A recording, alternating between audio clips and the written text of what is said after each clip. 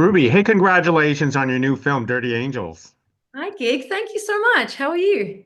I'm doing well. I'm doing well. I mean, it's this film is one of those guilty pleasures we love to watch on a Friday and Saturday night, especially, like late night, turn down the lights and just nonstop action. And that's what Dirty Angels is. Oh, good luck trying to sleep after this film. I don't know. That sounds a little late for me. I might be up all night, but I guess I feel attached to it even more. So let's hear it from you first. Is what initially drew you that you wanted to be part of Dirty Angels? Um, the script, ultimately the script. I read the script and I fell in love with it. And originally, I hadn't even looked at reading the script because I saw the log line and sort of thought, oh, I've looked at a few of these recently, and I'm not sure that I want to do one of these right now. Not this exact script, but just another action film. And but it wasn't just another action film. So when I got a message saying, "Did you read Martin Campbell's new script?" and I was like, "Oh goodness, no, quick!" And read it, fell in love. I've watched a bunch of Martin's work previously, so I know who he is. I love Eva Green, big fan of her, and I just sort of thought, listen, this feels like the right type of project for me because this is not. In the past, I'd read some that seemed a little more to be, hero, sort of making it into a this hero flick where it's sort of the good side and the bad side and good guys and bad guys. And I wasn't really interested in doing another one of those. But this was a lot more realistic and a lot more based in sort of where I feel about war, and that it's very complicated, that the line between good and bad is not very clear cut in some of these situations, and that the cost is very, very high. So I think that it was the emotional element to it. I mean, it's action is going to be action, and you can have great action and okay action, but I knew the action would be great because it's Martin. I just really wanted to make sure there was a human element, and there was all the way through. And I cried and laughed during it. And once I had the meeting with Martin, he gave me so much homework that I was like, this is exactly why I wanted to do a film like this. One that, everyone's taking it seriously. Everyone really understands what's involved, and everyone has ideas of how to make it better. Now, I know you always do the preparation and dedication to any of your projects. What kind of homework did you have to do that Martin suggested you and do the prep work for a project like this? Well, I probably watched about 500 hours worth of documentaries and films that, I'd seen a lot of the films already, but I watched a bunch of documentaries. I was just remembered that the reason this room that I'm in, my office, is green is because I'd actually transformed this into like an army room for the lead up to the film, just because I'd had a bit of a break from acting and I was so excited to be working with Martin. I had the extra time. On this project, we were lucky enough to get a bit of rehearsal time in the process as well, which is not always, you don't always get that. And I just went all out, and I had a little single bed, and I had my Ranger book and all of the sort of, I would just imagine that that was my day, my life, and that I would get up and I'd go for a walk around my neighborhood with my big army backpack because I knew we were going to have to wear a big heavy backpack. Turns out we only had to wear them for limited periods, but for whatever reason, I have a month of me walking around my neighborhood in a giant green army disposals bag. But so to get ready into the physicality of it was one particular element. Of course, you had to do that. The other was to really understand what it's like to be in the firing line and on the front lines. And that I used books, and Martin gave us homework to read 3 novels. And we all read about 10 in the end, but Ashley's War was the main one. It's very similar to this, and except it's a true story, and it's based around one of the first ever female military groups put together. And it's the same idea in that originally it was done based on data and intelligence, that we can't access half the population when we enter into these war grounds because males can't speak to females or to children. They can't even correspond like at all. So by having women go in, they're able to actually, bridge some of these gaps, actually find out more information, but also what they need to actually help.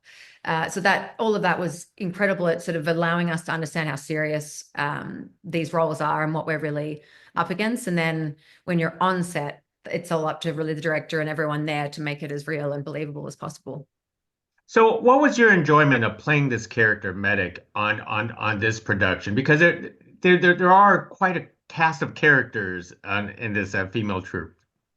I had the best time. I had the absolute best time. I mean, we were mostly all in a hotel, and then we'd change locations, and so we'd always be pretty close. We'd always watch the movies together. We go to the gym every day together when we weren't doing boot camp because we missed it, you know.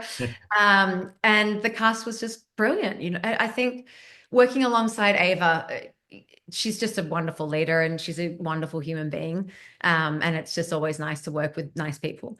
And, Chris Backus, the guys, we do have some guys in this film, don't worry. They were all tremendous as well. And I think having everyone have such different backgrounds just made it really rich in conversation and dynamic. I mean, we never ran out of things to stop talking about or things to stop doing. Now, what makes Martin Campbell different from all the other action directors that you have worked under? Martin Campbell is different to not only all the other action directors, but every other human that I've ever met. I mean, this man is like 80 and he gets up at 4 in the morning. Like if we start at 5, he will be there an hour early as a director to go for a long hike so that his heart and everything's ready and in it by the time. I mean, he's an incredible, we were at that point, we're working all kinds of hours and getting in at all kinds of times in the day and morning. And he's already there, already done his walk, already had his water and his fruit. He's just a healthy, grounded, planned out man. So we also did like a lot of running days, which is where you just sort of do 10 or 11 hours and you do a running lunch, instead of doing 18-hour days, which was a weight off my shoulders. He's organized. He has exactly what he wants to a T. He's planned out all of the close-ups and what, cutaways he's going to use. So there's no time waste. He's just a very economical, brilliant man. And I think the most important thing for a director is to have a set that feels safe for people to be on, to better act, and explore the characters. And he does that better than anyone I know. Now, I know you get a lot of scripts for action films. I don't know if you always in the back of your mind if you feel like you get boxed in, but do you still get adrenaline rush, getting these type of projects, and do you still, want more? Or do you want to basically, you know, ask for other types of projects out there? I've been asking. I've been asking. I would love to do romance, comedy. I mean, anything other than just to give my body and a bit of a break. And, Pitch Perfect was a great example of doing something different that just really sort of cleansed my palate, if you will, at the time. But the thing with action is that if there is a good action film where the price, like there is a payoff, there are high stakes, there's a reason for it, then I love doing action. I really do. If it's just action for the sake of action, I don't have as much interest in that. And I think, I find it harder to say yes to action now because I've done so much. I don't want to do anything I've done before. So that cuts out a huge chunk. And then, Hmm. with the stuff that I would do there are more sort of rules as I get older as to what I'm comfortable doing. I'm sort of not as into running around shooting people. I'd rather do something a little more culture building or healing. But at the same time, when it comes to Dirty Angels, what I said yes to was the fact that this is such an incredible story, and it really is a story that deserves to be told and should be seen and witnessed. Now, I spoke to Maria most recently about her role in this, and that this was her first action film. How Yes. do you feel like you're when a new actor comes into an action film? Do you feel like being like a role model? Do you give them advice in this No, I'm case? I'm terrible.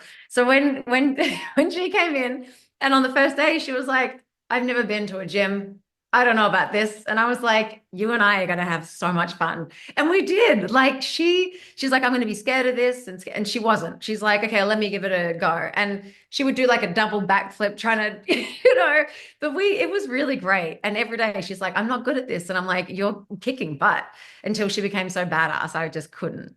So it was really, it's such a delight. It's such a delight when someone has done such amazing acting like Maria has. She's got a huge body of work in all different kinds of areas and genres to then to see someone so talented be like, oh, I'm nervous about this part of it, this, the action part.